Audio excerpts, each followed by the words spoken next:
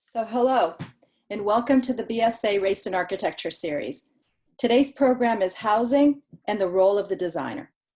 I'm Natasha Spada, the 2020 BSA President and founding principal of Studio NA Architects. Thank you all for joining us today for the BSA's Race and Architecture series, which we have aimed to be a series for listening, learning, and engaging from architects of color as we educate ourselves of all these challenges that we have at hand. Today's discussion is about housing and our roles as designers. When I think about the inequities of housing here in Boston, I think of redlining. I think of standing on Mass Ave and looking one way and seeing a predominantly white neighborhood of privilege, and looking the other way and seeing a neighborhood with diversity in race and ethnicity with lack of privilege. And as I mentioned on our first Race and Architecture Town Hall, this particular program reminds me of some of the key points from the keynote speech that the director of the National Urban League, Whitney M. Young Jr., delivered at the 1968 AIA National Convention in Portland, Oregon, which unfortunately is still as relevant today as it was half a century ago. And he said, quote, "You are the key people in the planning of our cities today. You share the responsibility for the mess we are. In terms of the white noose around the central city. It didn't just happen. We didn't just suddenly get in this situation. It was carefully planned. We're going to have people as committed to doing the right thing to inclusiveness as we have in the past to exclusiveness. So today, this is our time to do the right thing and take responsibility as the designers of our cities. And I'm very happy to be hosting with Greg Minot today, this program. So before we begin, some housekeeping and general updates. BSA programs, please visit architects.org for more information. Equity in Architecture and the EDI Network is a place for individuals in the design industry to engage in meaningful conversations to support, promote, and build awareness, and to share best practices related to issues with EDI. Please go on the website and find their network, and there are a lot of new programs. Q&A, for the Q&A period, we have a selected number of questions that were submitted ahead of time. We also encourage you, please, to ask the panelists questions by using the Q&A function, and we will be sharing those with them. And again, this session is being recorded and will be posted on architects.org in a few days. We'll be relaunching the Race and Architecture series in 2021, but we want to remind you to join us on Thursday, December 10th, from 7:45 a.m. to 9 a.m. For the BSA AIA annual meeting. And our guest speaker will be Dr. Atia Martin. She is the CEO and founder of All Aces, Inc. And she is a force to be reckoned with. So please join us. And then we also have something really important. We want you to join the BSA for a virtual conversation series as part of the exhibition Future Decker. The series will feature discussions with residents, architects, designers, and other practitioners as they share and learn from one another about the past, present, and future of the iconic building type, the three-decker. The online exhibit is part of an ongoing exploration and documentation of ways in which existing triple-deckers have shaped the city, while inviting residents to envision the future of this iconic New England vernacular building typology. So please join us for that as well. And we also want to hear from you. So please add your response and comments in the chat to this question. In your view, what is the role of the architect in addressing housing inequalities? So that we would love for you to address that and to join us. So now I'm excited to introduce you to our co-host, Greg Minot, AIA, the managing principal of Dream Collaborative and the 2020 vice president-elect of the BSA. And if you come to hopefully you will come to the annual meeting, that's when Greg takes on as BSA president. We're very excited. So awesome. With that, I leave it with Greg. Great. Thank you so much, Natasha. And welcome to our audience, as well as to our very accomplished panel that spans housing, design, development, and policy. Thank you for taking the time to be with us today. So I'm going to go through and introduce our panel, starting with Rodger Brown, which I've had the pleasure to know personally and professionally for a number of years. And Rodger Brown is the Managing Director of Real Estate at the Preservation of Affordable Housing. POAH, which is a Boston-based nonprofit that owns and manages affordable and mixed-income projects. During his 17-year tenure at POAH, he has participated in the growth of the POAH portfolio to over 11,000 units in 11 states and the District of Columbia. Also joining us is Siboney Díaz-Sánchez, who is an architect and Rose Fellow at OPCO in Boston, working on affordable housing development and placekeeping. She insists that creative fields are viable vehicles for social change and is committed to prioritizing community voices in design processes. And next up, we have Katie Swenson, who is a senior principal at Mass Design Group, an international nonprofit architecture firm whose mission is to research, build, and advocate for architecture that promotes justice and human dignity. Before joining Mass Design Group in early 2020, Katie was president of Design and Sustainability at Enterprise Community Partners, a national nonprofit organization that invests more than $8 billion annually in community development. Next up, we have the pleasure of having also Andre Brumfield, who is a design director at Gensler Chicago Cities and Urban Design Practice.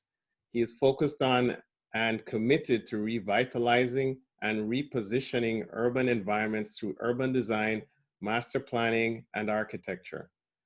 Andre's broad career experiences include redevelopment in emerging urban districts, neighborhood and community revitalization, high-density urban infill, citywide master planning, and corporate campuses. Finally, Dr. Taylor Cain will serve as your moderator today. As director of the Boston's Housing Innovation Lab, Dr. Cain looks for ways to make sure one of the hottest housing markets in the country doesn't drive out residents who can't pay top dollar for a new condo in the Seaport or the South End. She places great significance on personal stories and locates her own residential history in the broader context of the foreclosure crisis and racial inequities in homeownership. So thank you again to our panelists, and I'll turn it over to our moderator, Dr. Taylor Cain.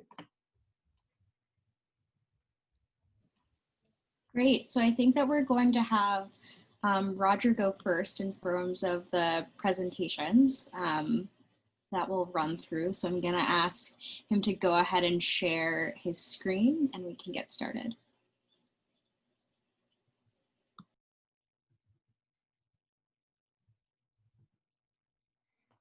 Okay, good afternoon, everyone. Thank you very much, Greg and the BSA, for inviting me to participate in this panel. First of all, I am not an architect, so I feel very fortunate to be able to sit amongst so much talent. I'm usually the one causing havoc as the client, as Greg will attest to.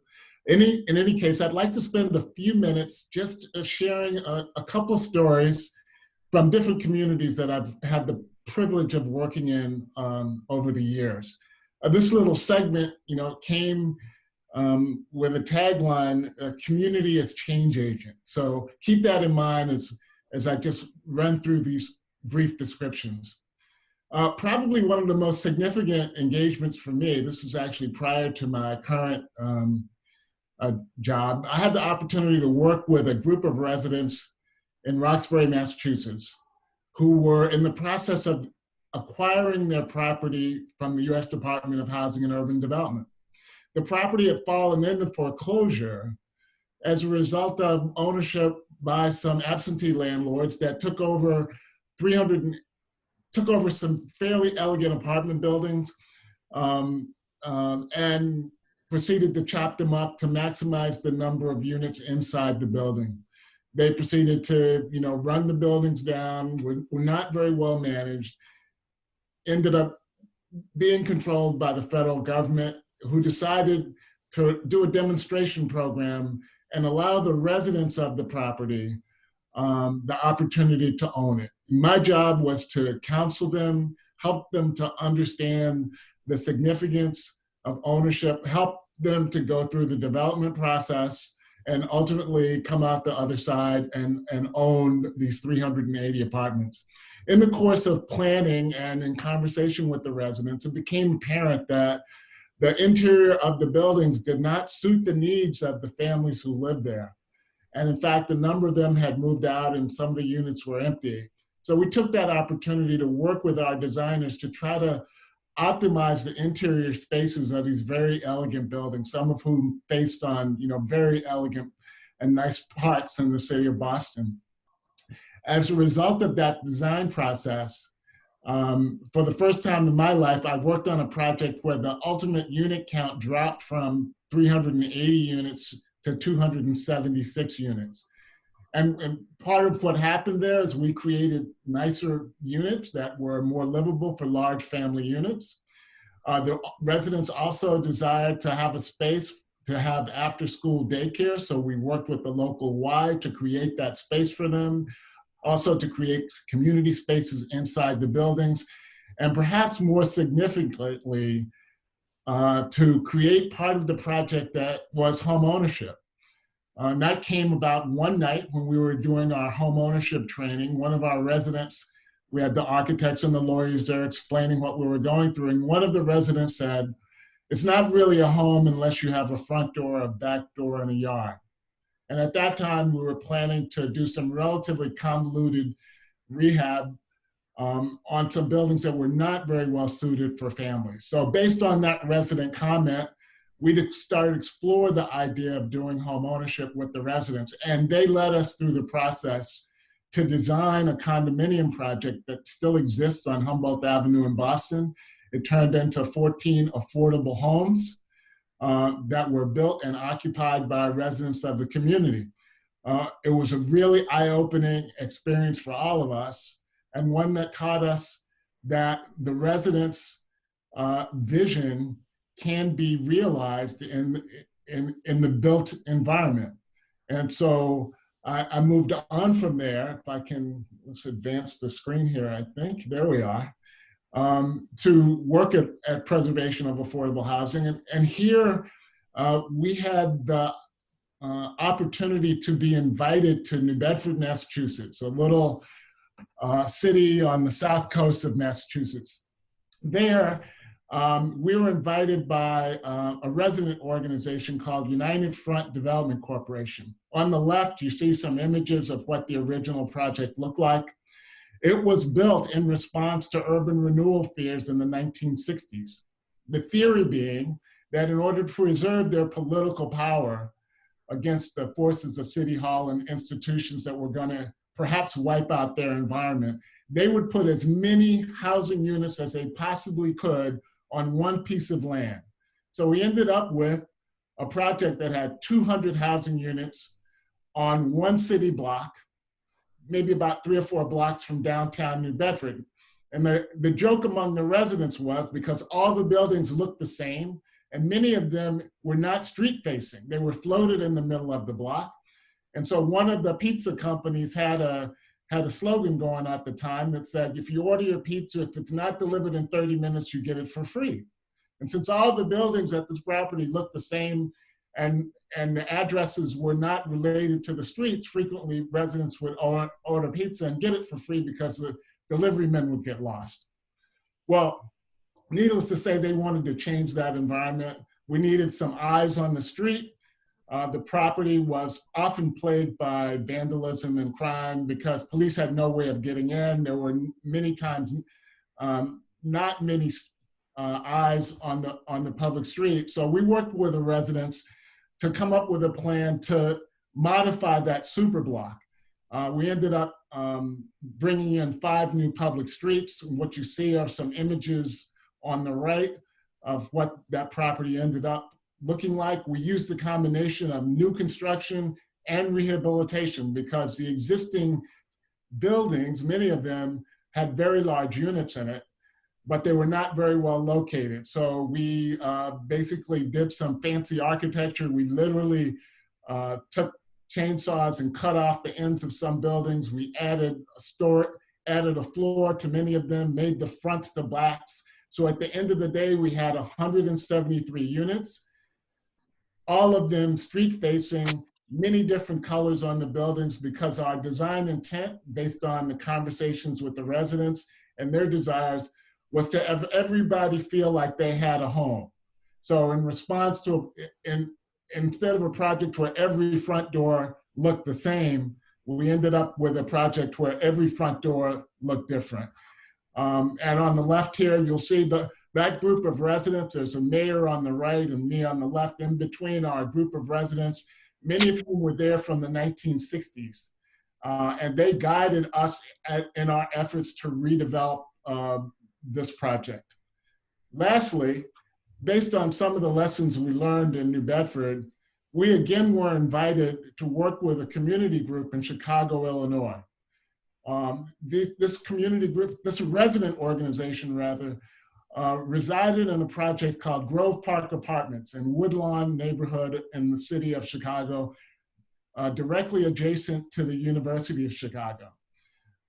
This property had been poorly managed for a number of years, so poorly managed that the U.S. Department of Housing and Urban Development was threatening to take away the operating subsidy, to give each resident a voucher and have them move away from the neighborhood to other neighborhoods so that the U.S.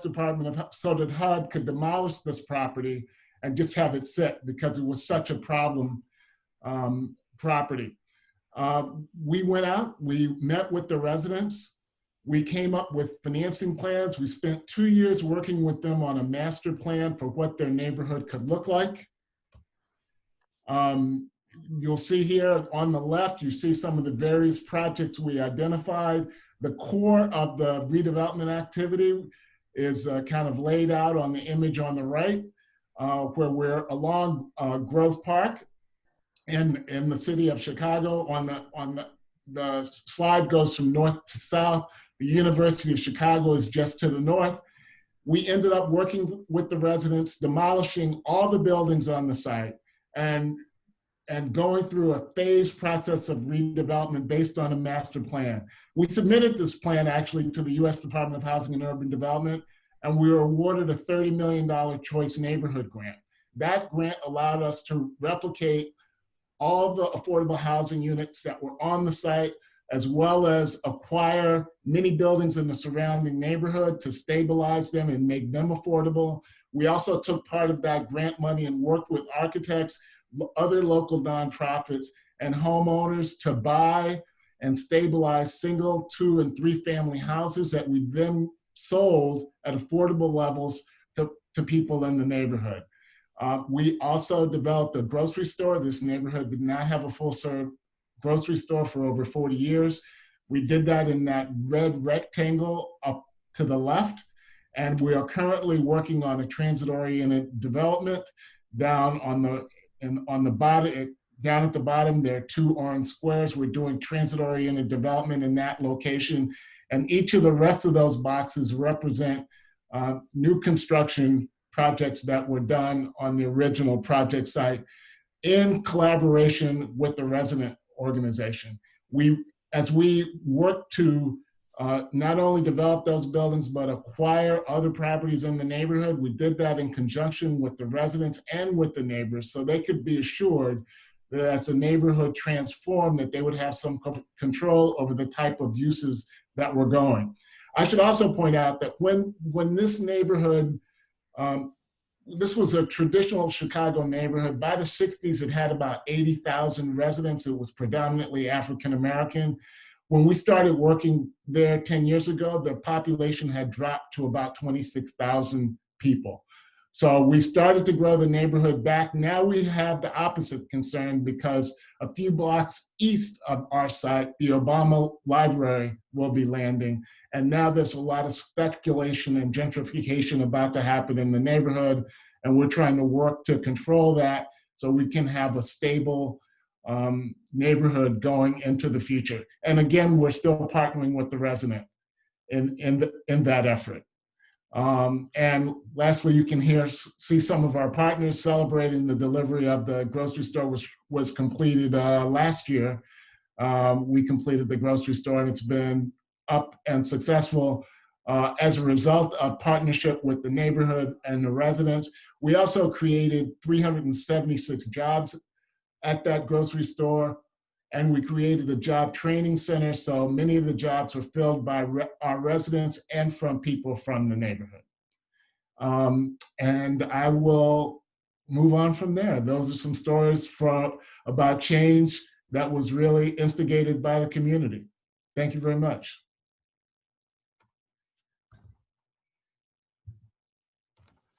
Wonderful. Rodger, thank you so much for sharing those three examples that really highlight the different ways in which you've worked with residents to help them express a sense of ownership over residential environments. Truly incredible. Also appreciated that you really layered everything with under this larger context of cycles of investment and disinvestment. I think that that's so important. So from there, we're going to turn things over to Siboney to talk about redistributing power to communities. So I invite you to, if you have slides, to share your screen, and we'll jump into that presentation. I hate to be that cliche person, but can everyone see? Good, great. Yeah, who doesn't want to follow Rodger in a presentation about affordable housing? So thank you to the BSA for having me. Thank you for inviting me. It really is an honor to be a part of this discussion, and it's an honor to share space with everyone who joined, and to also be on a panel that's moderated by Dr. Taylor. So I just want to honor that. There's a two-part question in the description of the event that I wanted to bring forward, and it's who holds the power for change and what is the role of the architect to repair these harms. And I think understanding the responsibility is important. We can design to heal because we absolutely have in the past and are currently designing in ways that are harming people. And so there are those who design to harm, such as detention centers, the wall, or designers who support carceral state and detention centers and kind of call this justice. But I'm talking more about those who ignore the implications of our work. And the question and the prompt kind of reminded me of Rodolfo Rodriguez, who is a Robert Wood Johnson Foundation Culture of Health leader, and our conversations in the ways in which he talks about medical fields and the fact that malpractice exists. There is accountability to the harm that is caused, and as designers, how are we being held accountable for our negligence and the harms of our design for generations in urban design and urban planning? And I think to go a little bit further, the complacency in policy. We have not necessarily challenged systems we have operated within. And so when we think about our role to repair, I'll be honest, there is a little bit of pain that comes from these questions, because I think there have been many people who have been asking these questions for a very long period of time, for generations. And I think it's important to honor that while I appreciate this event and this event series and the people that have been doing this work for a while, I think it's important to really honor those that have been doing this work with BIPOC communities and organizations and have not been heard or not been prioritized in their pursuit of housing justice. And so in trying to find the common threads, I go back to redistributing of power in multiple settings.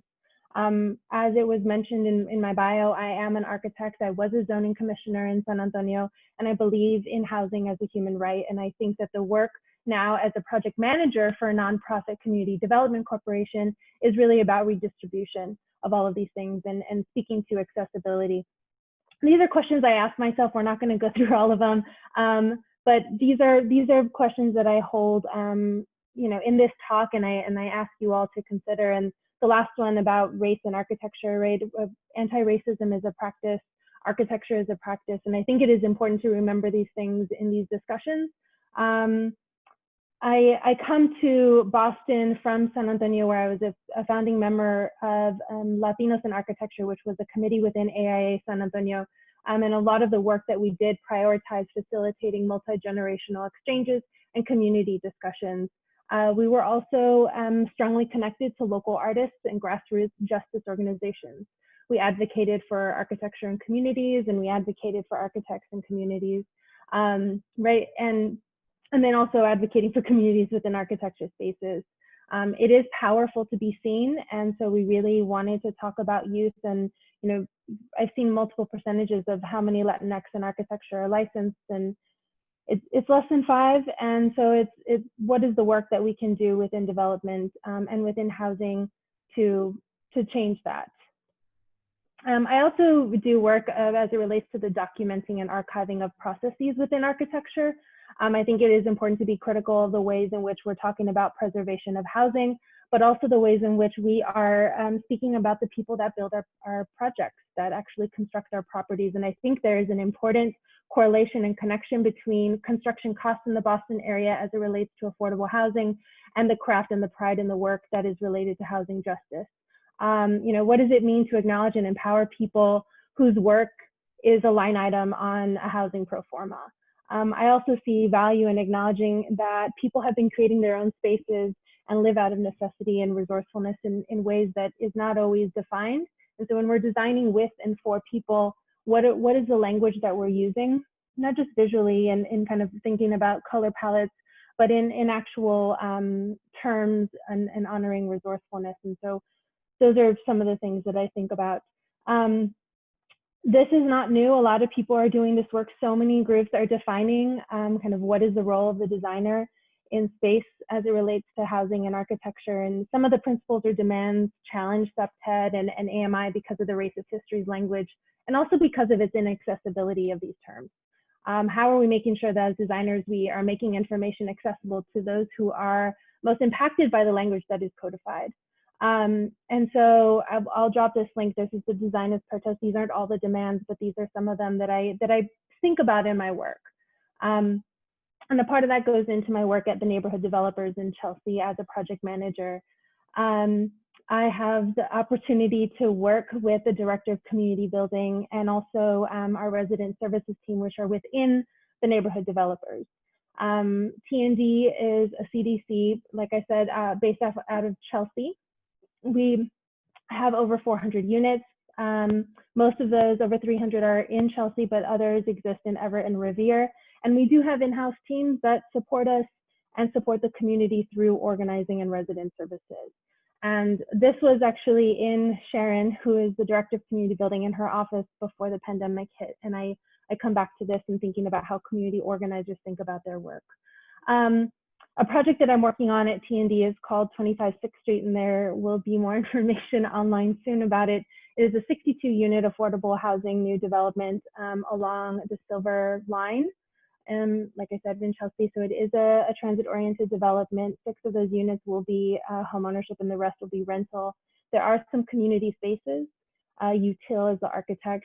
And while I can talk about the project in its individual spaces, I would rather focus on the conversations that I've had with the individuals named in the middle. And Monica is not repeated. That's not a mistake. There are 2 Monicas. And these are the women that and Jose, who I have worked with in resident services and the community organizing team about how these spaces are designed as a project manager in the real estate department, right? It's not just about going to different kind of going through different schemes without these conversations. Obviously, it is a challenge within affordable housing to get some feedback because we don't know who the clients are. We don't know who our residents are going to be. So it makes it that much more important to have conversations with our resident services team. There will be a 2nd floor roof deck. There will be a community room. But what are the ways in which we're talking about these spaces to our internal teams? Another project that I am working on, so more information on 25 6th Street to come. And there's so much happening at T&D that could be its own presentation. I also work at Nuestra Comunidad, which is based in Roxbury, and it has been somewhat of a challenge. Obviously, we can't really have a conversation about housing and about community engagement in this time without talking about COVID and kind of what that means and how are we creating billboards for information, and how are we creating websites to engage with people, and how are we having Zooms, and how are we creating texting opportunities, because not everybody can make the Zoom. Not everybody has internet, and that's a whole other conversation too about accessibility. While this is not affordable housing, this is Oasis at Bartlett is a public arts park that is being designed in the middle of Bartlett Station in Roxbury and by Nubian Square. And it's in the middle of affordable housing. And I think what we've seen this summer in Boston, as it relates to the importance of public space, right, is that this needs to be designed. There was a question from our design team, who our mass designers are the architects, and IBI Placemaking are the landscape architects. But how are we thinking through community discussions about public space in a time of COVID-19? And so we put together a community advisory committee, and we've been meeting monthly, sometimes twice a month, depending on the topics. But together with Mass Design and IBI, we were able to create and come up with language that spoke to the project. And I think a lot of architects, in my experience, really only focused on the mission and didn't think through the method impact or systemic change. And so I think that's something that needs to be carried through. And I'm looking at the time, and I know I'm talking really fast, but I want to make sure I have a minute. So when we have public meetings, how are we sharing information? How are we celebrating the space and bringing people to the site in ways that are responsible in a time of COVID-19? This is actually a TrillFit class that happened on a mural done by Dean 5 that runs through the site. So really quickly, this is the Bartlett Station Drive, and a mural was completed by Dean 5. And we organized an outdoor fitness class for residents adjacent to the project. And then it's, you know, I happen to have been raised by an arts administrator, and so I think a lot about how we are supporting local artists in this time, not just because it's the right thing to do, but because it helps us too. It is a part of healing. The name of this mural is called Rules of Engagement, and it's something that I think a lot of people ask that we hold ourselves accountable for. Accountable to. So I also want to acknowledge that a lot has happened in 2020 as it relates to housing, and how we talk about space and how we talk about land. And I want to kind of underline that, you know, a lot of panels and presentations and conferences, there has been acknowledgement of native lands, you know, in November being Indigenous Peoples Month. It's important to know that these are not trends, and that knowing a name of your place is one thing, but acting in a way that is respecting it is the whole other. So I'll kind of end there, and I made it under 10. So sorry for the speed, but I was trying to be sensitive. Thank you. Siboney, thank you so much. That was incredible to hear the ways in which you're bringing up repair and healing in the work that you're doing, and also this acknowledgement of the many generations of community members, of ancestors whose work really lays the groundwork for what we're trying to do today, and that is not always or often acknowledged.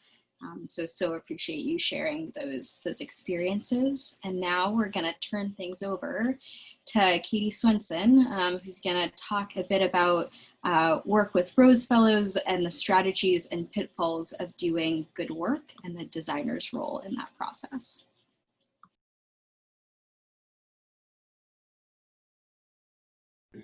You all can hear me, I think. And I'm gonna go back a few slides. Sorry about that. Okay, we got a sneak preview. So hi everyone, thank you so much for having me. I'm here at a studio storefront space in Brooklyn called Contemporaries, where we're having a larger conversation about housing and home and concepts about the designer's role. So it's really a privilege to be here with you all today. I'm going to, let's see, I've got to get my, I am a senior principal at Mass. Oh my gosh, you guys, this is, sorry, you'll have to forgive me, I'm having technology problems. At the base root of a lot of our discussion today, I think, are issues about justice as beauty, and this has been what has motivated Mass Design Group for many years. We've obviously worked with all of you, I think, on this call today and are so pleased to be getting into these conversations. I want to introduce myself as a Rose Fellow back in Charlottesville, Virginia, starting in 2001 in a role similar to Siboney's role. I got started in community development as an architect who had a driving passion around working in affordable housing and community development. I got to work locally with a group called Piedmont Housing in Charlottesville in a primarily low-income African-American neighborhood. And I will say that in many ways, I started my career with a lot of good intentions and also perhaps a big dose of naivete. And I've been working to sort of understand what's happening in community development and the role of architecture, I think, ever since. My project took me to work on a home ownership project in Charlottesville with a number of local homeowners building both new housing and then also renovating homes. And I would say that this understanding about the role of affordable housing in community design and development and its role in trying to understand the history of neighborhoods and decades or centuries of racism and disinvestment and neglect has been a driving force for me. Also, as a designer, trying to confront issues of my personal privilege in a way that will allow me to contribute to being part of a solution rather than part of a problem. I have a couple of books out this fall, and I'm going to talk about one of them in particular, Design with Love. But I also just wanted to mention that I have another book out called In Bohemia, a memoir of love, loss, and kindness. This book also speaks to the importance of home and how our homes help shape our identity. And I raise this because I think it's really important as we confront issues that I would call the difference between home and housing, and how when we speak and use that language, how we sort of shift our perspective. So I think when we talk about home, we think in kind of a warm and fuzzy way about our families and our homes and the sort of experience of love and safety. But sometimes when we think about housing policy, we get into a sort of different mindset.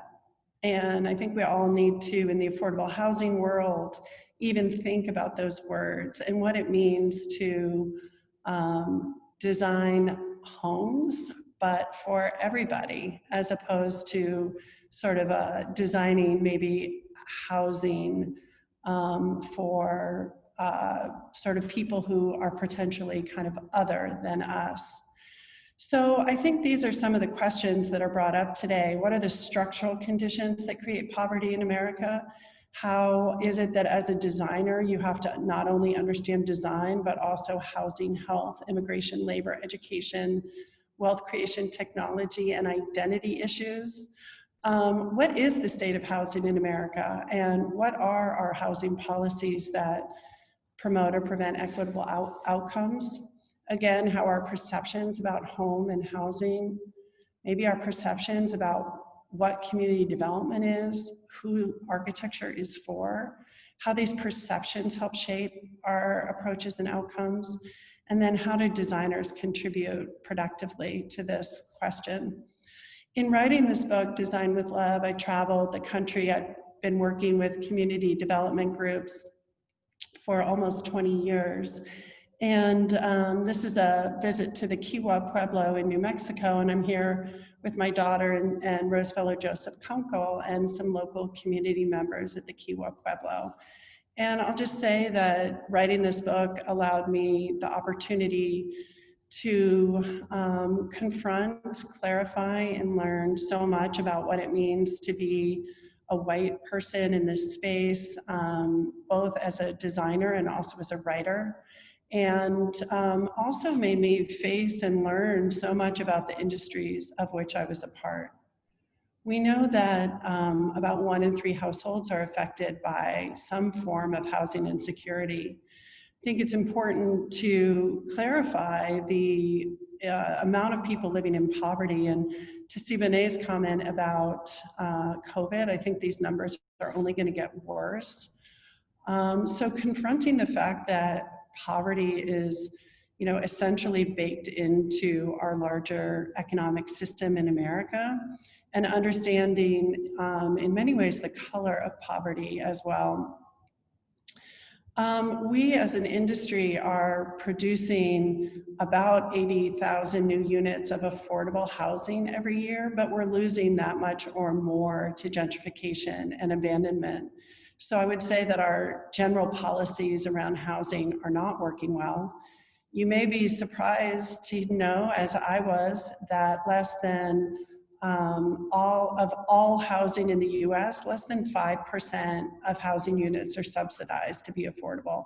That includes all types of affordable housing, public housing, tax credit housing, and housing vouchers. So it's a dramatic underserving. I think also this notion about what is home and what is housing is something that as architects we really have to think carefully about. We know that home often connotes a sense of home ownership, which is also the most significant means of intergenerational wealth building in the US. So this fact has led to the incredible disparity between wealth creation in the Black and white communities in the US. I'm going to tell a few stories from the book and try to illuminate how Rose Fellows working in partnership with local communities are confronting so many of the variety of issues that we need to be thinking about here. So I'm starting at the border of San Isidro and Tijuana with Rose Fellow David Flores, who himself was born in Mexico and immigrated to the US when he was 9 years old. He's no stranger to the border. His family grew up in Texas and then he moved to California.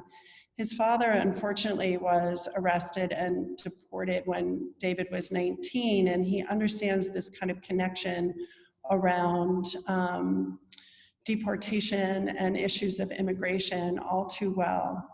I think, however, that we don't always understand the complete effects of this reality in our community development initiatives. David has been building new housing in San Isidro, but also understanding all of the issues that face communities today.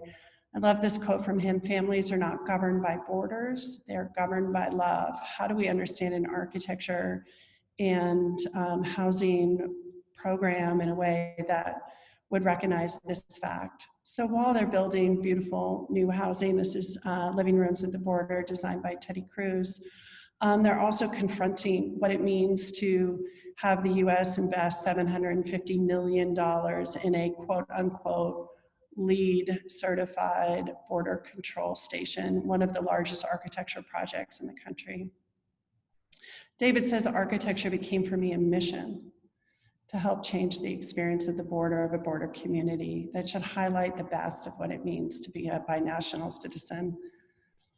In Atlanta, Georgia, we'll go to meet Nick Forrest and Leonard Adams. Nick has recently bought a house in the neighborhood where he's working in Atlanta. He's originally from Texas and his family in Louisiana. In Atlanta, Leonard Adams has been working his whole life in the community development field. And he says, been really uncomfortable with what I saw, where communities of color didn't have the resources, were underserved and impoverished with low education, lack of healthy food. And I wondered why. Why is that? I think that's an essential question that we all really need to be asking much more cogently as we understand both the housing availability and also the kind of health injustices which are prevalent in a city like Atlanta. If we go to Native community in Thunder Valley, South Dakota, we'll meet Rose Fellow Keziah Haviland, who moved out to the Pine Ridge Reservation, having grown up on the East Coast in Philadelphia, to a very new environment, this beautiful country called the Badlands, but a place where also some of the worst health and poverty indicators are a result of centuries of terrorism against Native peoples. At this incredible small community called Thunder Valley, a spiritual leader named Jerome LeBeau had a vision to be able to build a built environment that reflected their spiritual practices.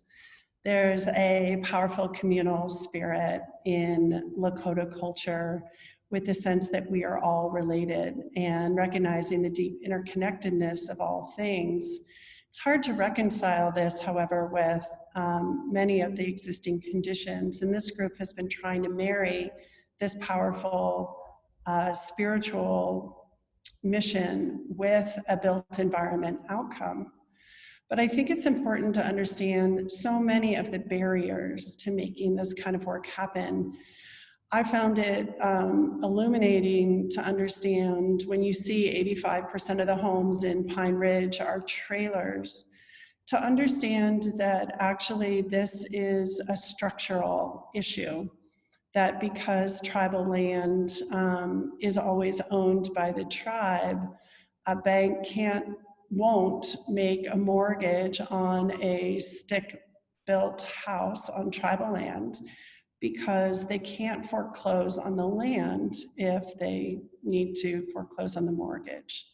So understanding these effects that run so much deeper than what architects usually take on is one of the things that Rose Fellows have had the opportunity to do. Here we see the local construction company trying to build a new form of housing. We go to Los Angeles, and Teresa Wong, who's shown here with the architect, Michael Maltzin, she worked with Skid Row Housing Trust in a part of our country that I would say is just incredibly, incredibly sad. I think it's important to understand, though, when we think of a place like Skid Row, that again, these places are not made accidentally. That actually the 50-block area of Skid Row is an area of containment, which was actually created by a kind of unlikely alliance of advocates for the poor and the Los Angeles City Council to set aside an area where poor people could live and also live outside on the streets. I think this idea of homelessness in America is one of the shocking realities that we have to confront. I'm not sure how we've gotten to a place in our society where we think that this is okay. And I think as architects, we should be taking this on as one of our primary causes. I'm going to try to run through these last slides really quickly, but I wanted to recognize that architects are 80% white and male, typically in the field, and that we have a structural mismatch in the composition of our professional community and the communities that maybe are in need of our partnership the most, but that also we can all bring a sense of our own ability to be helpful into these environments. I think when you see Nate Poole working in farm worker housing in Yakima, understanding that every scrap of produce on the shelf of our grocery store was harvested by a human hand, and what it means to be a migrant. Sandra Aguilar, who works with Catholic Charities, herself was a farm worker until the age of 18. She lost her father to cancer, as cancer has affected so many in that community. Nate and other Rose Fellows, I think it's not necessarily bringing a religious perspective or a spiritual perspective, but understanding what drives you as an architect is critical to be able to engage in this kind of work productively. So I think if you are, the more you are grounded in an understanding of your own aspirations, ambitions, and strategies, the better. And whether you are like Joanne and are potentially returning to a community in which you grew up. Joanne is Taiwanese, she's American, but of Taiwanese descent, and grew up near the International District in Seattle. And so she's had the chance to work back in her kind of home community, working with a collective on the development of affordable housing. Joseph Kunkel is one of a very few native-born architects in the United States. When he was here working in Santo Domingo Pueblo, though, he also was an outsider in that Pueblo. He may, as a native person, brings an incredible sort of awareness and attunement to the issues, but he is not a member of that community. I think all of the fellows are navigating insider outsider relationships, and perhaps in the best scenarios, trying to understand how to use their skills as architects, but also their talents as listeners to be able to empower communities to be able to be really their own architects of their own future, as in many ways is happening right at this very moment in Baltimore, Maryland, where Daniel says, as an architect, a lot of my work is simply about helping people have a voice and power in a city or a situation that isn't well situated to help them. So I'll end there and turn the conversation back over to the group. Thank you. Thank you, Katie, and thanks for highlighting this distinction between home and housing, and really drawing attention to the series of decisions that are made and logics that are used that ultimately shape our built environment. And thank you, really highlighted something that I think really extends across all of the panelists in terms of the importance of really understanding the histories of the places that we're working with, and how these histories of disinvestment, of immigration, of disempowerment, how can they be met with resistance, with liberation, with opportunities for ownership. So excited to continue this conversation and to turn things over to Andre, who's going to talk a bit about how we can go beyond design and create new approaches.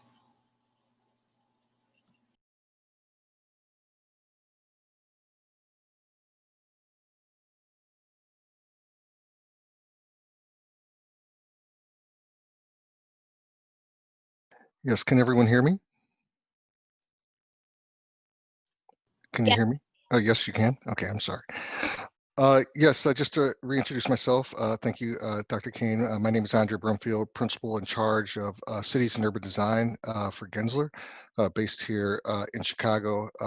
I first want to thank BSA for inviting me to be part of this panel. And please excuse a lot of the Chicago references that I'll probably be going through here as I walk through the presentation. So this blurry image is an image of the south side of Chicago, known as State Street Corridor, containing some of the largest concentrations of public housing in the country. This is actually around 47th Street, for those of you familiar with Chicago, of Robert Taylor homes. And I show this image, this blurry image, to just illustrate kind of my journey here throughout my career. I have family in Chicago, but I'm originally from Milwaukee. And every month or so, we would take the 2.5-hour drive to go to Chicago, and I would pass by these high rises. And I didn't know what they were at the time when I was a kid, but I wondered, why did these look so different than the other buildings that were in the loop in downtown as I was passing by? Why did some of these units look like they had burned out windows? And then eventually I found out who actually lived there, and they were people who looked like me. So all these questions, as I was asking during my early years and my teen years, and kind of put me on the path here for kind of a lifelong career and kind of obsession as it relates to affordable housing and mixed income housing. So as I got older in graduate school, I decided to do my thesis on the history of public housing in Chicago. And I was looking for that smoking gun. And as trained as architects, as designers, urban designers, we're kind of, infatuated with the design and the role of design. Of course, that's how we're trained. But I was looking for that smoking gun, and I was convinced that the reason why so many people in poverty were placed in these units had everything to do with the housing type. And I found my smoking gun, which was this image that was actually taken by, I took out of Richard Pluntz's great book called The History of Housing in New York City. And actually this is a base map of not only showing some of the plans, but also there's another image that actually shows basically a plot of land that was cleared out for what would eventually become Red Hook projects. And I came to understand that there was really not much thought in terms of how these buildings were placed, certainly not how they were designed, taking the bad principles of the Tower and the Park from Le Corbusier and applying them here. And that taught me a number of things. First, public housing and eventually affordable housing went beyond design. And it also taught me that I actually had to dig much deeper and go much further beyond actually the limits of design and architecture as it relates to affordable housing. So want to keep that in mind as I actually go through these next few slides, because I think that really kind of plays out in terms of a number of things that we're all been talking about. But one of my first master plan mixed income developments I actually worked on, and communities I worked on, was on the south side of Chicago, Harold Ickes Homes, or I should mention, I'm sorry, Park Boulevard.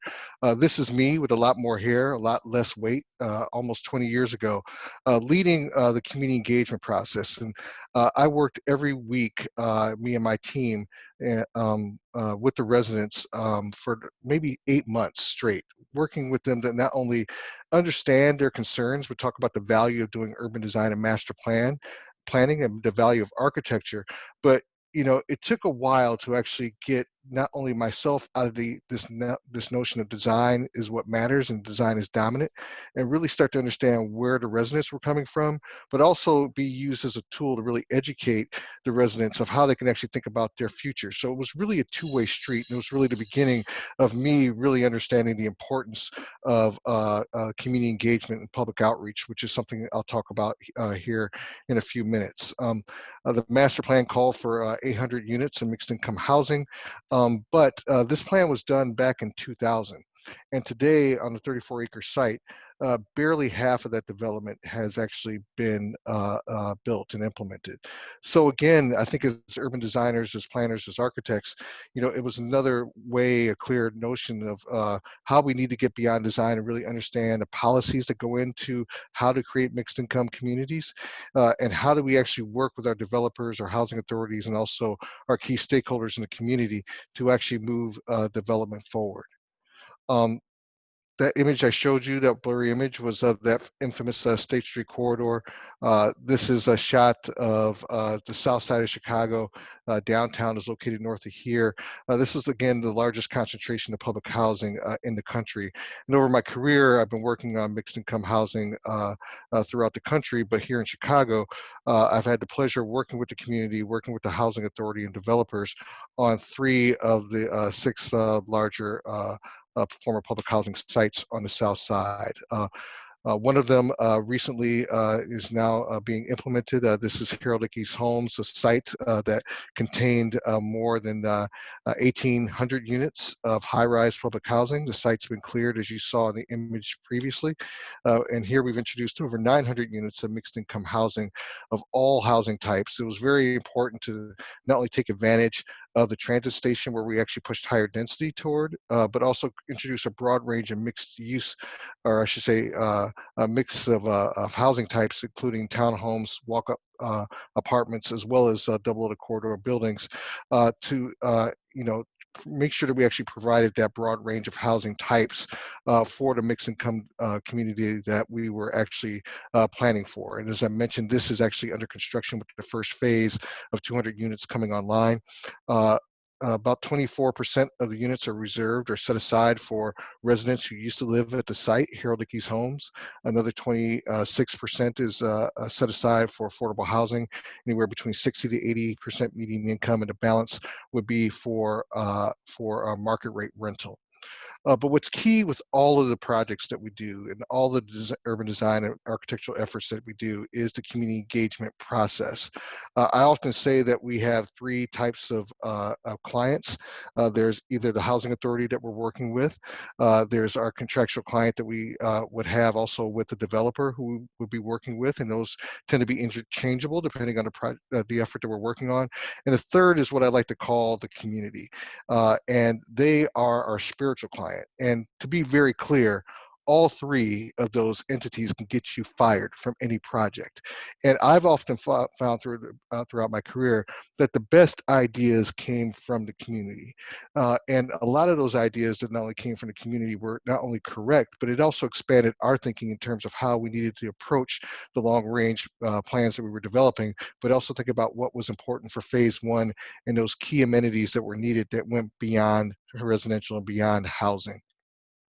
So often when we work in communities across the country, especially here in Chicago, we're not starting from the beginning.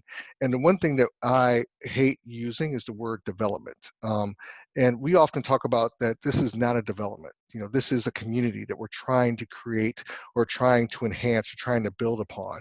And the next idea speaks to that there's been a lot of plans, a lot of start and stops in a lot of the neighborhoods we've been working with. And there's been a lot of community engagement that was done beforehand. So we want to always make it clear that we're not starting over.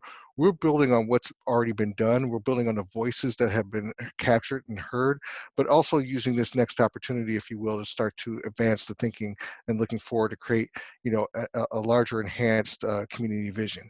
And we need to think about ourselves as neighbors. And, you know, a lot of times, I'm sure the number of people on the call, you know, we, especially when we're engaging with the community, sometimes it's a heavier voice that's coming from the public housing residents. Other times it's a heavier voice coming from renters of affordable housing, the market rate renters who have already been in place, the homeowners.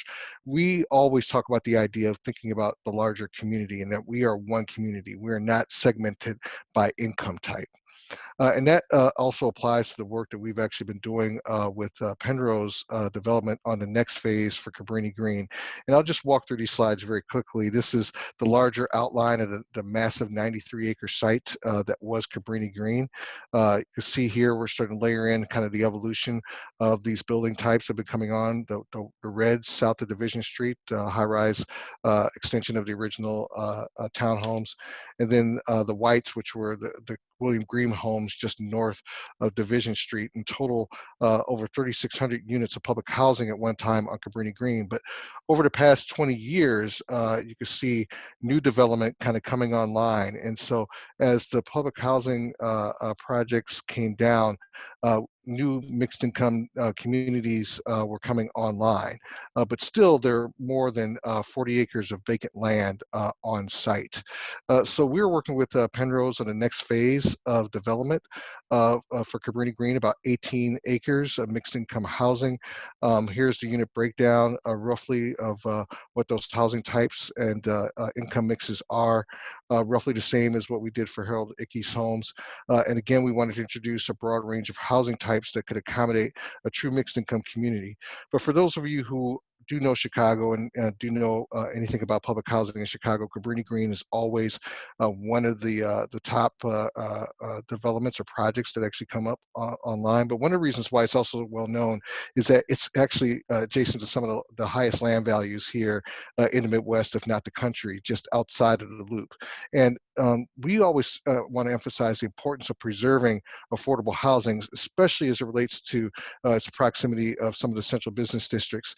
Residents should have the opportunity to not only have access to a lot of the amenities that our city has to offer, the central business district, but also talk about access to jobs, access to other resources, and to really be integrated in our larger city as a whole.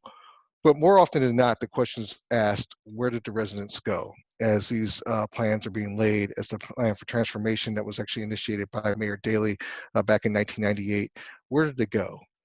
This is a map of the city of Chicago and the 77 neighborhoods that make up the city.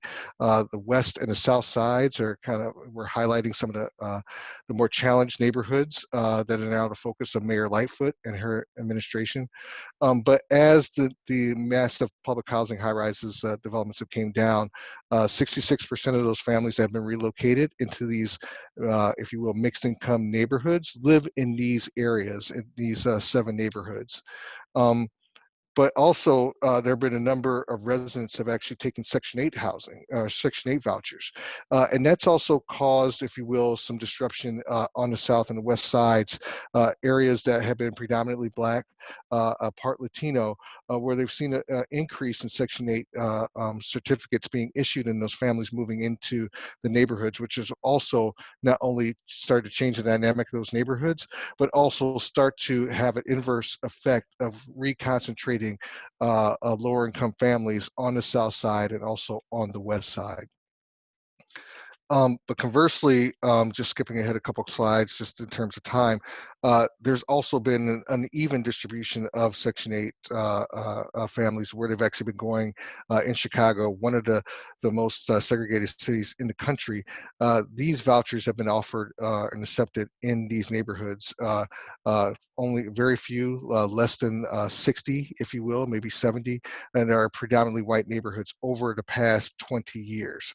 So something's wrong when we think about how we actually think about equity, how we think about providing affordable housing overall in our cities, and kind of the policies that I think need to start to get tied into the way we think about what affordable housing means for our cities. Very quickly, Rodger had given a presentation on the work that POAH has been doing on the south side of Chicago. Back in 2017, we were doing a larger neighborhood master plan for Woodlawn, which is just south of the University of Chicago. And Bill Eager, one of the partners of Rodger here in Chicago, reached out, tapped him on his shoulder, agreed with a lot of things that we were talking about related to transit-oriented development, and reached out to us to actually do the next phase of the larger Cottage Grove master plan that Rodger talked about earlier. So Rodger mentioned this. This is actually Cottage Grove Avenue. This is the public housing site that Rodger and POAH had actually taken over, if you will, to do a large master plan for the Choice Neighborhood Grant that they won back in 2010 or 2011. So this photo was taken around 2010, showing the low-rise public housing.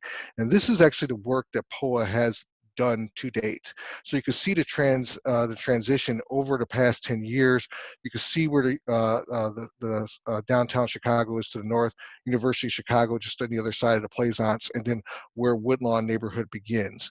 While Rodger has actually worked and POAH's worked with the neighborhoods, there were some people who were in opposition to POAH's presence. And I just have to tip my hat not only to Rodger and POAH for bringing us on to do a 70-unit mixed income housing development with ground floor retail at the end of the transit line. This is actually the first of the 3 sites that Rodger mentioned that were implemented as part of the transit-oriented development, but they have truly persevered. And I think that, and I'm convinced actually, that history is going to be very good to POAH with the work that they've been doing to date to truly preserve affordable housing, as now over the last 2 years, we're starting to see a lot of the pressures of the market forces way down at Woodlawn, a lot of concerns about displacement, a lot of concerns about affordable housing. The work that POAH has done will truly make sure that there will be a component of affordable housing here in this changing neighborhood of Woodlawn. And last but not least, I'd just like to talk to a few things about, there's been a lot of talk about the 15-minute city, the 15-minute neighborhood. And it's always been a little frustrating for me because a lot of the times it's been focused on walkability, access to shops, access to cafes. But in a number of our communities of color, as we all know, we don't have a number of these assets. So it's hard to talk about walkability. It's hard to just focus on just open space when there's so many of the assets that are missing. And I think that's up to us, not only as designers, but also working with our constituents on the public and private side to think about policies that actually start to think about quality of life, that supports the idea of having a decent, safe, and sanitary housing. The idea of small businesses, how do we actually make sure the small businesses, once we get on the other side of the pandemic, not only return to our neighborhoods, but how can we allow them to grow? And particularly, how can we actually provide spaces for Black-owned businesses in our neighborhoods? The idea of creating more employment centers in our neighborhoods. This is not the idea or the notion of suggesting that we should be decentralizing our central business districts, but how can we actually encourage more employment-based centers to be located in some of our challenged communities and offer employment opportunities. I think this was mentioned earlier, the idea of the internet as a public utility. It's critical in the way that we actually work today. How can we make sure that this is thought of equitably in a way that actually impacts our neighborhoods in a positive way? And last but not least, and I'll stop here, the importance of expanding minority-owned businesses in our neighborhoods. People want businesses that are not only ran and owned by people that look like them, but also that shows that extra commitment, if you will, to the neighborhood. So we have to find ways, I think, that we can work collectively when we talk about how do we think about neighborhoods holistically and talk about how we actually have more minority-owned businesses in our neighborhoods. And with that, I'm sure I'm probably going over time. Maybe this is a good time to turn it back over to Dr. Cain.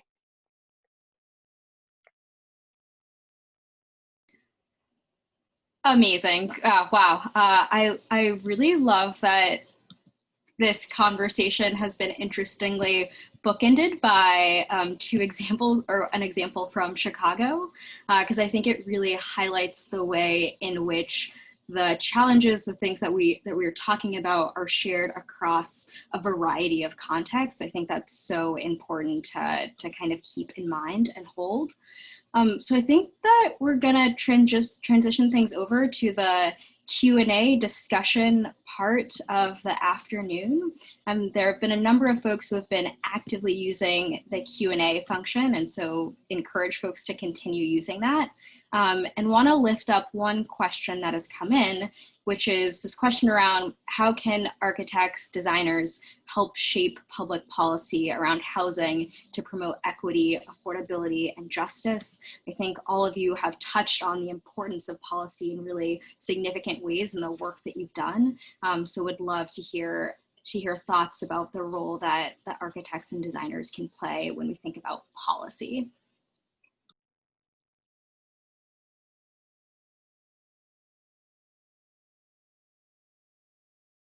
Anyone can get us started. Well, maybe I should start while I try to catch a breath here. But I think understanding current policy as it relates to affordable housing not only makes us better architects and urban designers and planners, but I think it makes us better consultants to our clients, whether they're working directly with a housing authority, working directly with a nonprofit, or working with great organizations like Preservation for Affordable Housing. It makes their job easier, but it also, if you talk about how we actually engage the community and finding ways to not only talk about housing through policy as it relates to their future, and hoping giving them additional tools as they start to think about what this means beyond just the physical side of design. That's also helpful, but it also informs us as well, because I think too many of us, I shouldn't say too many of us, and I'm sure not the people on this call, a number of us don't often think about the role of policy and how it actually impacts the urban form, how it impacts our design, and also how sometimes it constrains us. So the better that we know, more that we know about policy and how it can inform design, I think, quite frankly, the better our design product is going to be. And more importantly, it makes us that much better in terms of being a true ambassador to our stakeholders and those people who we're trying to work with, we're trying to partner to actually kind of bring a different vision in their community. I'll stop talking. I feel like I've been talking too long here. So. Andre, you said, I loved when you were talking about doing your thesis and you said you were looking for a smoking gun.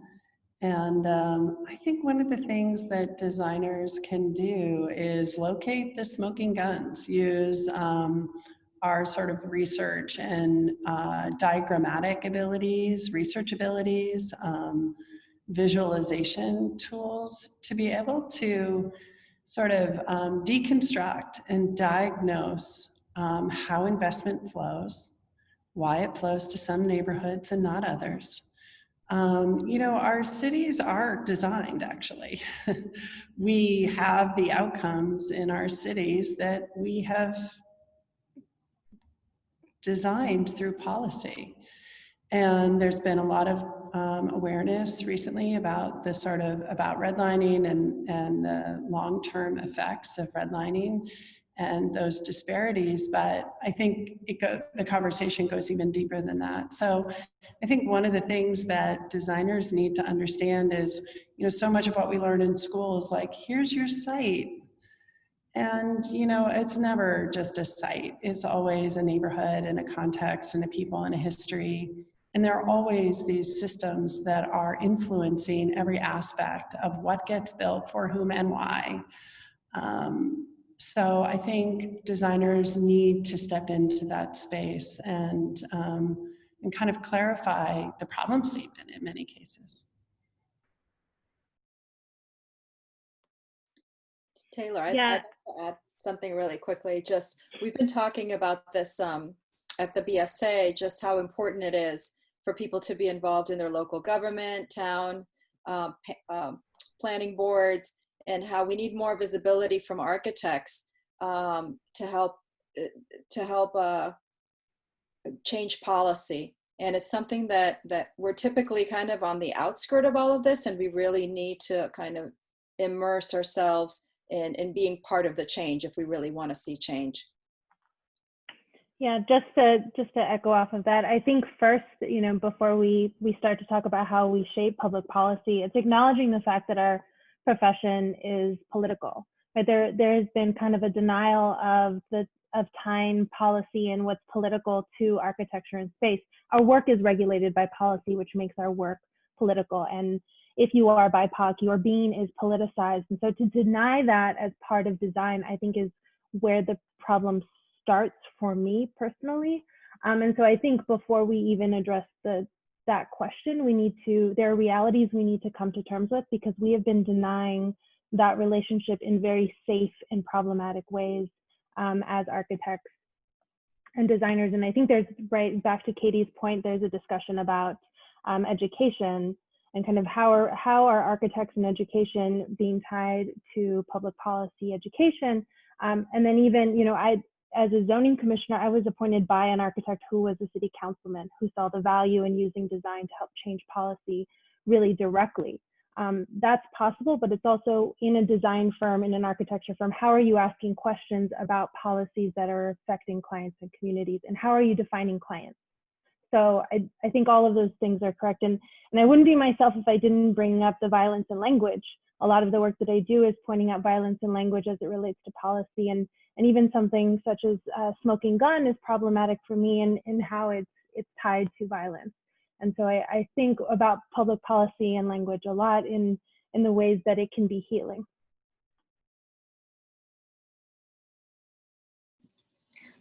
I think that's such an important point. And to this kind of piece around the importance of language, I think one of the terms that has come up a lot over the course of this conversation and many conversations is community, and what does that mean, and who counts as being part of community, and what voices are we listening to as representative of community. And it looks like there's a question around this in the chat around in community processes, how do we weigh the different voices of community and who is prioritized or deprioritized? and what role can developers, architects, or designers play in intervening or helping to frame some of those conversations among different types of community members to counteract what are ingrained power dynamics that often play out when we have different types of community meetings around development projects. So how do you kind of weigh the different parts or members of communities?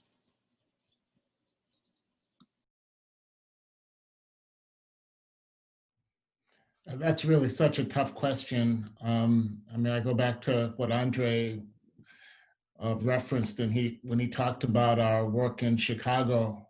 You know, we kind of rode in there thinking that we were solving one problem for one group of residents, and in fact, they did have a real problem about the potential of being displaced. But there was a whole neighborhood of existing homeowners who literally had signs in their windows, you know, that said POAH with a big red circle slashed right through it, letting us know in no uncertain terms that they weren't exactly happy with the prospect of us preserving those affordable units in that neighborhood.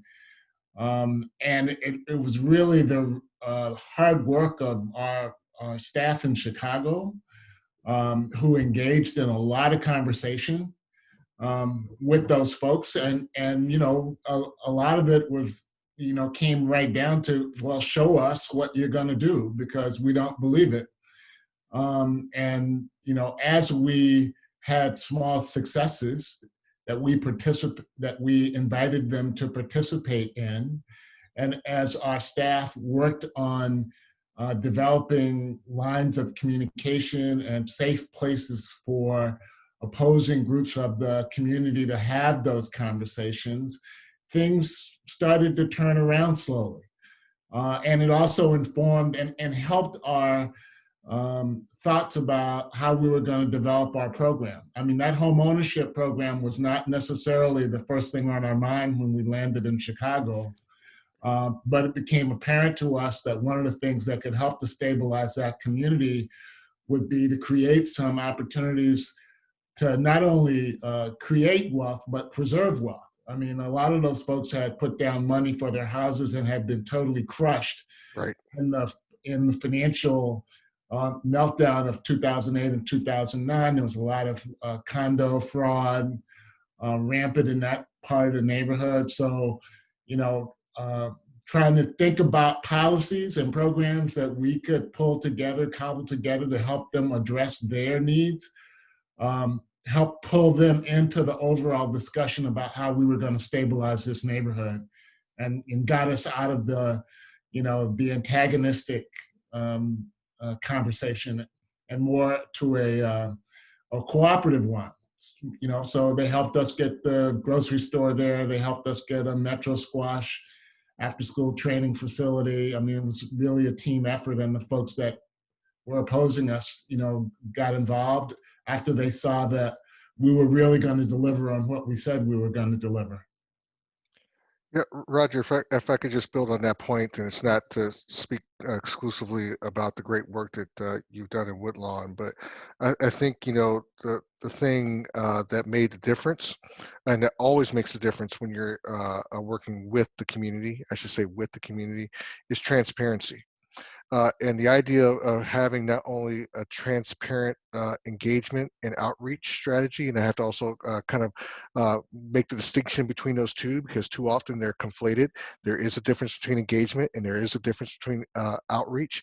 I think what POAH and a number of the clients that I've actually worked with, whether it's been nonprofit or with housing authorities or developers, you know, having a clear community engagement strategy and a community outreach strategy, which is beyond the planned meetings that you have, working with the key stakeholders several times a week, working with those key community entities that may either feel like they have a larger voice or stronger voice in some of the public meetings, you know, and more importantly, reaching those other out to those other influencers who may not feel so comfortable talking publicly, or who want to keep their cards to the table. And I think the process that that POAH developed, and the transparency, and actually making a very clear difference between the engagement side, which goes beyond just kind of checking the box and having organized organize meetings, and the outreach side, which is really being strategic and actually working with those key stakeholders to resolve issues.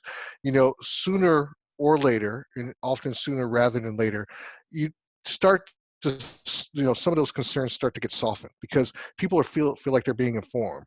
And more importantly, as you're starting to inform people, they feel like you're actually listening to them and their concerns. And as I said earlier, more often than not, the best ideas do come from the neighborhood. And there hasn't been a single project where, or I should say, effort that I've worked on where the voice of the neighborhood was not only captured, but they actually changed basically or at least the direction of the design. So I just want to kind of circle back and just say transparency and having a very, very clear engagement and outreach process is key. I think also diversifying that process too, or whatever processes happen, right? It can't just be one. I think COVID's taught us that community engagement was never perfect, has never been perfect, and needs to always be evolving. And then getting feedback on that process in order to improve the next one, right? So that transparency, I agree with Andre, is paramount as it relates to building trust, but also understanding that depending on which BIPOC community you're working in, there is already kind of inherited trauma that you're working in. And so there are emotional moments that I think as architects, we are not, or I was not prepared for in school that are important as part of this community engagement process.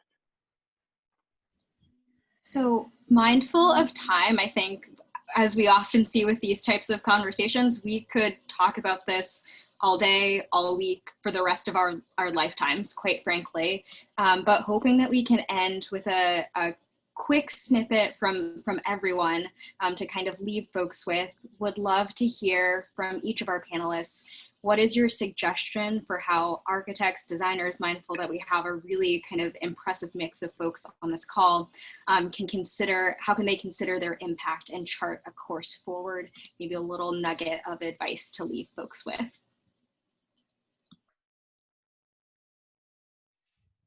And maybe we go in the order of the presentation, so I'll kick it off with Rodger.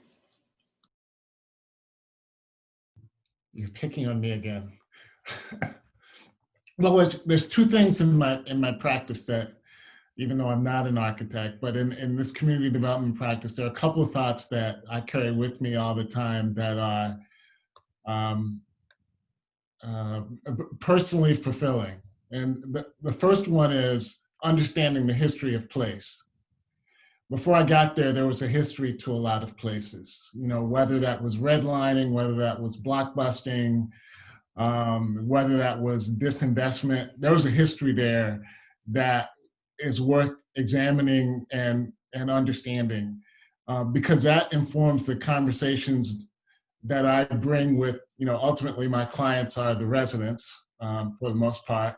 And so understanding that history and using that to inform the conversations that I have with the folks that are living in the neighborhoods that I work with. Some of them don't even understand their own history, right? They don't understand what happened before they got there. They're living in the moment, and but kind of that history gives a base for us to develop a relationship, and then we can take that relationship to explore what their dreams are and what the possibilities are that can come out of those dreams.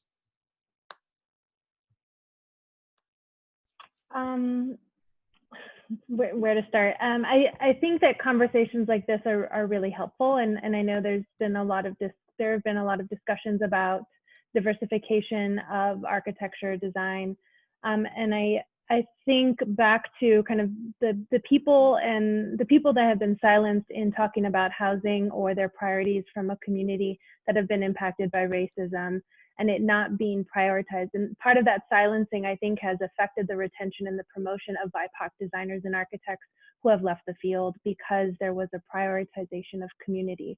And so I know that there are some people who are leaders in firms, and so I want to make sure that as part of my closing message is I left an architecture firm because I was asking questions that were related to the context and the histories, and I was told that was not in our scope, right? That I lacked discernment, and there were pieces about kind of infantilizing the ways in which I brought my perspective to different situations. And so I think that there needs to be a kind of a continued emphasis from leadership to promote and retain talent that is being accumulated during this kind of very trendy diversification of staff members. Is when you bring in new staff members, how are you making sure you're nurturing their growth and really understanding the perspectives that they bring to discussions. And so I know that's kind of unrelated to housing, but it's really not, because you're thinking, you know, a lot of different communities think about housing and think about home. And so if we're not listening and we're not having these conversations or continuing to, then it's going to continue to negatively affect the evolution of the profession. This has been such a wonderful panel. Thank you, Dr. Cain, and everyone for participating. So many things occur to me. I think on a sort of very personal level, I've been trying to think of myself rather than as an architect or a designer. I think of myself as a homemaker, not homemaker, all one word, lowercase, typically female, who kind of keeps the house, but kind of a play on combination of being an architect and just a person in the world. I think what we want for our own families and our own lives are what other people want. I saw a question in the chat about, should we be designing affordable housing the same way we're designing market rate housing? Well, I guess you'd ask the question both ways. What do we all really need and want as you know, humans alive on this earth out of our homes? And that's really the start of it. So I think architects need to, if for architects to work productively in the larger space of homemaking, one of the questions is, who are your partners and how do you engage with them? It's been so incredible to have Rodger representing POAH on the line today. There's so many incredible community development groups or community organizing groups. Boston and Chicago have lots of them. Other places in the country do not. So what is the best way to join with local community members to not only elevate desires and voices, but help use your skills as a designer and navigator of finance and policy to help be able to both translate those desires into built form and keep people involved in the conversation over time. So what I would say is all this work takes time. It all takes investment. All the projects I showed from the Rose Fellowship are, I think I started with David Flores. He's been working in San Ysidro for 20 years. Our role as architects is not just to be service providers. So how do we organize ourselves individually? And then how do we organize our professional lives? Mass is organized as a nonprofit so that we can engage in long-term partnerships with other nonprofits to meet their mission. So I think we need to organize ourselves, recognizing wherever we're from, what is our personal story and history? How do we bring it to this moment in a productive way? How do we reorganize our profession to create alliances and partnerships with community engaged entities? And how do we really deliver on the idea that every person who wants a home should have one in this country, and stick to that as a core mandate of our responsibility as people and as professionals? I'll try to be brief in the interest of time. But I know for me, and I didn't mention this at least in my intro, while I always wanted to be an architect designing buildings, I learned early on that it was always much more than the building. It was how the building met the street, how that building related to the existing context. You know, what made a strong corridor, what made a great public space, what made a viable neighborhood, what made you know, how could you solve issues in an emerging or devolving district. And I guess the larger kind of statement that I have, and I kind of mentioned it or alluded to it earlier, was, I think we as architects and urban designers, we have to find ways continually to push ourselves outside of our own comfort zone of design. We have to get beyond the design. We have to get beyond, the way that we approach this, from a building or from even, a neighborhood perspective, and think about, and I alluded to this at the end of my slides, what are those other key things that are partner or should partner with the way that we're thinking, working with the community and working with our clients, that really speak to creating a holistic quality of life. And I think if we actually start to think in those terms and think in the terms of what this means to the resident, regardless of income, what it means to the resident, regardless of the design of their unit, what are those other amenities that we could actually start to find ways to partner, and creating additional assets that are terribly lacking in a number of our neighborhoods, and think about what's the next step beyond the project that we're doing. I think that will kind of force us to think about this in a more long-term setting, because I think, as Katie just mentioned, these efforts do take time. You do not, bring about neighborhood revitalization in an 18-month schedule, that's based on a building. You have to be in it for the long haul. And I think working with the community, and more importantly, when they see you not only as an advocate, but more so as a partner, I think that also plays into their interest as well. I'm never shy about telling my client that, hey, here's what the community told us on this date. Hey, here's the principles that we're building on, and this, number 5, 6, 7, and 8 come directly from Mrs. Jones and the group that she's working with. Here's what the communities want. We have to be advocates also, working on behalf of the residents with our contractual clients. So again, just kind of in summary, getting beyond design, getting more embedded, working with, who I think are our primary clients, the spiritual clients, the community, and thinking about holistically what this means in terms of overall quality of life that goes beyond housing, because it's only one component of it, really will probably make us all better and well-rounded professionals and true advocates.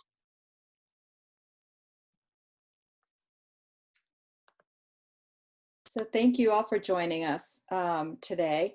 We wanted to remind you that the Race in Architecture series will continue. And Monday, November 30th is at the annual meeting, the BSA AIA annual meeting. We encourage you to join. On Tuesday, December 8th is the LGBTQ in the profession, a roundtable discussion with local leaders. That's from 6 to 7:30. And on Thursday, December 10th is again, the BSA AIA annual meeting. I apologize. On November 30th is an informational session. For sponsorship, the BSA is committed to providing resources that are valuable and useful for members. And to discuss sponsorship and collaboration opportunities, please contact Patricia Olshan. I would like to say one more thing. I saw a lot of things about the suburbs and about privileged communities. And I do want to say again, that getting involved in your community and having a voice is super important, not only from principals, but also for architects and designers of all different levels. And if you are a firm principal and you have architects and designers in your firm that really want to get involved, you should please mentor and sponsor them and put them in situations where they can really have a voice. If we don't have leadership in these issues, it will take a long time for things to change. So thank you. Please join me in thanking Rodger Brown, Andre Brumfield, Siboney Díaz-Sánchez, Katie Swenson, and Dr. Taylor Cain for joining us today. This is a really important topic that many of us should be discussing all of the time, and this is just the beginning. And again, we're looking forward to continuing the Race in Architecture series in 2021. And please stay up to date on our latest news at architects.org. And you can join the conversation on social media at BSA AIA on Facebook, Instagram, LinkedIn, and Twitter. We really want this conversation to continue. And of course, sign up for our weekly newsletter Currents. Thank you again. We're pleased that such an engaging conversation once again, and we look forward to our next Race in Architecture series as well. Thank you.